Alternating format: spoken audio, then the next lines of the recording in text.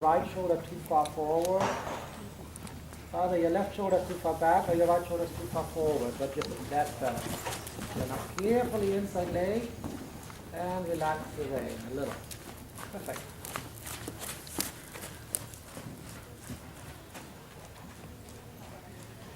Good. Long the leg again so that you're not pinching the knee. And really playful with your inside hand. That's really important because you want that inside hind leg to do some work. So we want to be very careful that the inside hand is not stopping that hind leg from stepping forward or under. Good, really good. Yeah. Super. So that's he's right now really with you, huh? Yeah. Yeah. The tempo is good. I personally, even though I don't know him, but I would not ride faster because he goes faster. He doesn't have time to bend his joints very well. So tempo is important for him in the moment to find his balance.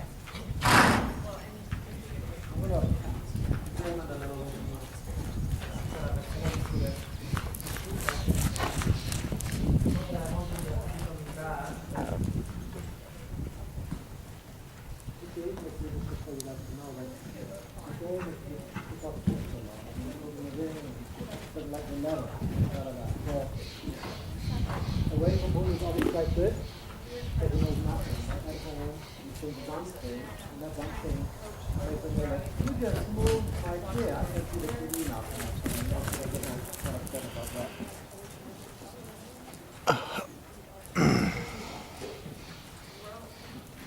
So just put the cone in. You just don't go directly into water, but go on the other side of the cone, Jennifer. A little bit of a shoulder floor position. Yeah, now reward. Good. And then the next time you go a little closer to it. The tempo is quite good. Try to be flexible with your right hand so that you help him in his jaw to stay relaxed. Careful you don't post faster than he's trotting.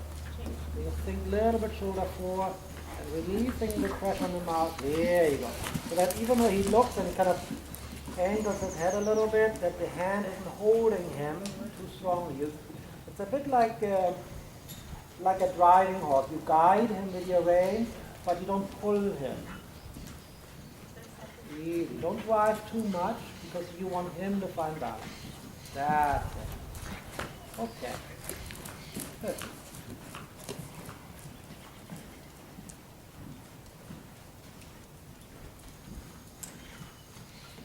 One more time.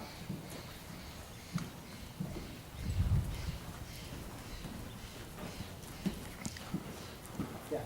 Now follow the reward him. Talk to him if you need to. Good boy. And then change direction.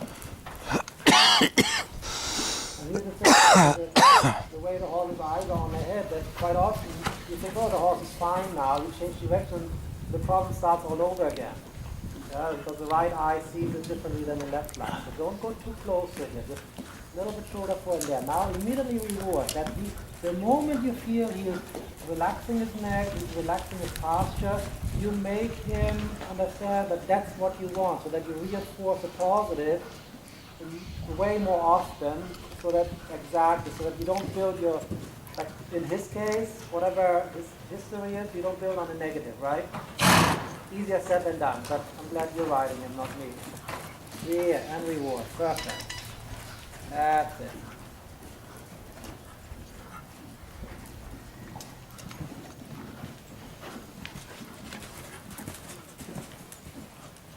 Alright. So I'm going to put this, I like to go right through the cone, and just put it right before them. I want you to walk. Before them now, walk and give. There you go. Now you got on again.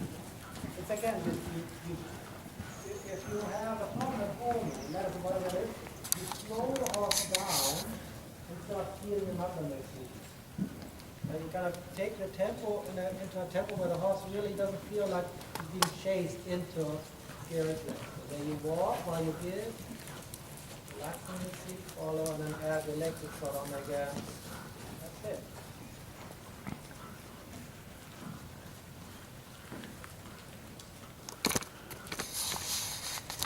I put the cone right here where the pole was before. And just kind of go as close as you can, so that you just keep, you can do that at home too with your, wonderful assistant over here. You can put things up here. Reward more. Good. That's it.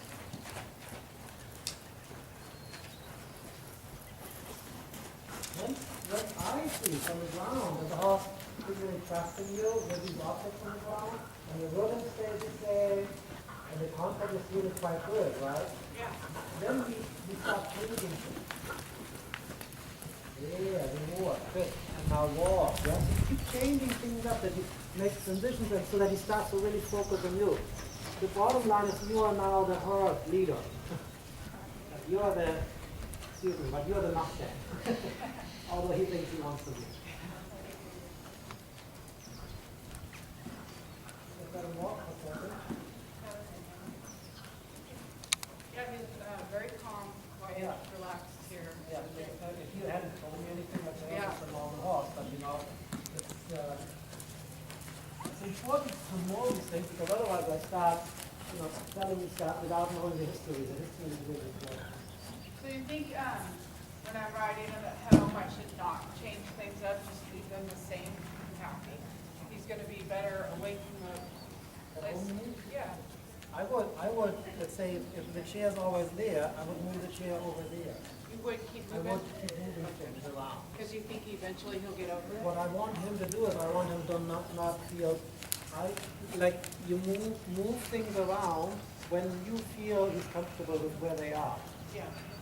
So for example, he was fine. First he looked a little bit, he looked less and less, and then I put another comb up, and after you all you add things. You might leave one comb here, you know which one out. No, I'm good. Thank you. So if say at home, you have the situation, the chair's always there, so let's just stop for a second, and then just do nothing. I'm going to take the horse. And so what you can do is, without the rider, you can lead him toward it like this, right? You stop here, he drops his neck, you move him away. You see what I did? Yeah, I didn't wait. So if he, this may be the situation at home. Here's the problem though, at a horse show you don't have that. Yeah. So you look for something, but you have to move away. He feels like you can pick him up. So what do you wait for to move him away? You just don't even let him stop, or? I may or I may not. So you go toward the chair. Next time you stop, and what you want to look for is you want him to go like this. Take a breath and then walk away. Okay. Don't let him take a breath and let him steer it again. So if that doesn't happen, you let him stop until he does? Yeah, you just wait. Stop. Good. Like so. There, and then you walk away. Because the mistake that we quite often make is the horse looks, and then we pull the neck down, right? And now the horse gets more afraid. But we can stop them and always make sure there's an open door here. That way you don't go head on, you just a little sideways. You know?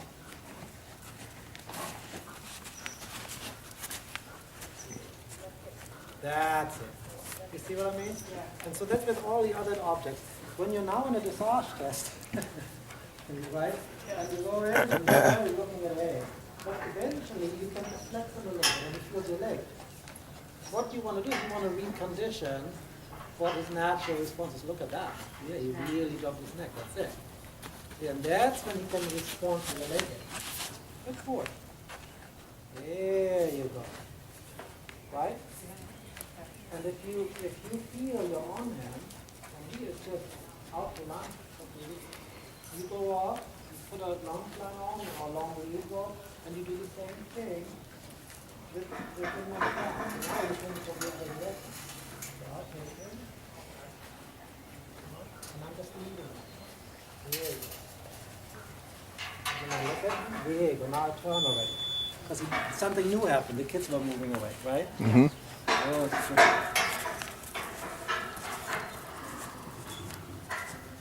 But before you know, you can walk on top of the chair. Yeah, away. There you go. Good. See? Yeah. That's really, I think, the key issue with horses that are spooking and then why do they rear? Because they don't have any other way to go. Right? And then whether to home or Savon or wherever you are. Yeah, good job. Super. Look at that. One question would be, how is his vision? Is there something wrong with his vision? How would you know? You have a bad look at his eyes. Yeah. So, right? Optometrist can take a look. Make sure that there's no. Yeah, good. He is perfect. You Yeah. didn't pressure him, you just waited. And at the same time, you're guiding him. So let's go ahead and trot again. Don't go so close here now. And then just, every once in a while, just pick a spot that early on was looking a little bit. I'm not going to jump up and down, but the point could come where I could have an umbrella here, and he would come and want to sniff it. You will be able to do that with almost any horse. Some take longer than others. But he's smart, huh, Paul? He's not a stupid horse. There you go. That's a wonderful frame for me right now. What level are you competing at? We're gonna do training and first level. Oh, so it's not like flying changes in No. first reward. Super. So now, I'm going to move this. This was just a slight change, right? So don't go too close to the object. Bend a little bit right there. Soften and reward. Yeah, he's eyeing it, but he's trusting you. So do it again. I think actually, Jennifer, it may just be my lucky day that he's behaving really well. But regardless of how well he's behaved, you see the point that I'm trying to make, right? Yeah. So push him with your right leg into the chair a little bit, and then reward. Exactly. So this way he's never trapped between leg and rein aid, right? Even if you ride, whether you ride training level or Grand Prix, if a horse is feeling trapped between leg and rein aid, then what happens to their balance, right? What happens to their confidence? It's like me pulling on your ear and kicking you in the butt at the same time. But make up your mind, buddy, right? So really helping him to find his balance. There you go. And then let him, good, and let him continue to stay in his own balance, in his own self-carriage. So now we have a test. We're going to go between the chair and the pole. And now we walk. Okay. Right. Incredible. Already. Yeah, one more time from that side.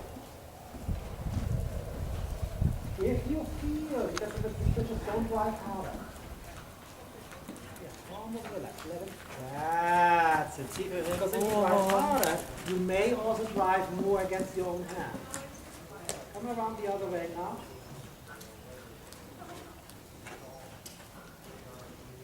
Upper body tall, leg long. A little bit playful with the rein. Gonna make him pliable. It's not that I want you to seesaw, but can you flex him left and release? There. Now don't drive too hard.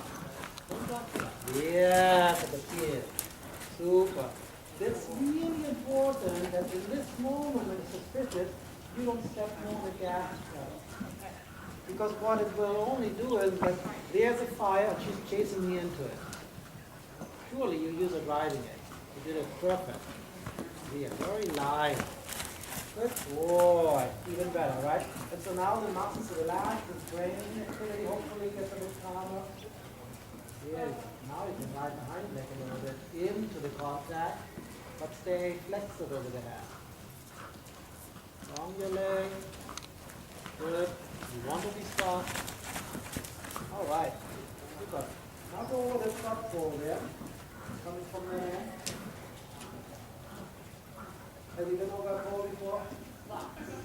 Lock. Good. Good. There you go. And relax. That's okay. Make a relatively small circle so you're not wasting too much mileage here. And go over it again.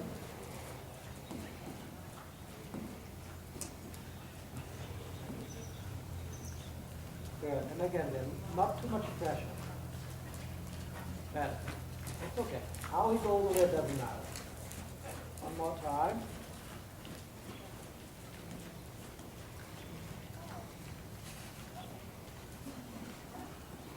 Straight towards the chair. Or then turn away from it before he gets too close. And reroll. Super. Okay. you turn to the right before you hit the chip. Over the pit. Giving. Good. And turn right. And hit. And reward. And walk. Super. So let him walk for a while. It's amazing all the stuff that I threw around here is already, he's really not made a big deal out of it. Yeah, He yeah, definitely didn't offer to get kids and go out. right, no, I mean, that's already, we're winning already in that regard. yeah. Great boy. I can see what I'm going to be doing is moving chairs and things around the arena. Oh, you know, I think, I don't know whether I'm 100% right, but it seems to me that as I do this, the horses started to trust the rider more and more. Our end goal really is that no matter how spooky he thinks the situation is, he can 100% rely on you. Yeah, You're not putting him, quote unquote, in his mind in danger. I mean, something triggered this at some point. Maybe he was born that way, or maybe something happened. Yeah. Most likely, something happened. Right? I mean, I don't think horses are born scared unless the mare is a complete freak and puts them in crazy situations. he was an orphan, Oh, that could have something to do with that, yeah, a little bit, right? yeah, So he really needs to find that quote-unquote creature that happens to be you that he can trust. And then whoever rode him before might have been in a hurry, yeah, saying, oh, you can't do that, and son of a gun, and whatever. But regardless of that, you can make his life better by doing these kind of things. We'll take a look at the canter. I'm going to leave the pole right there. I mean, you can either use it or not.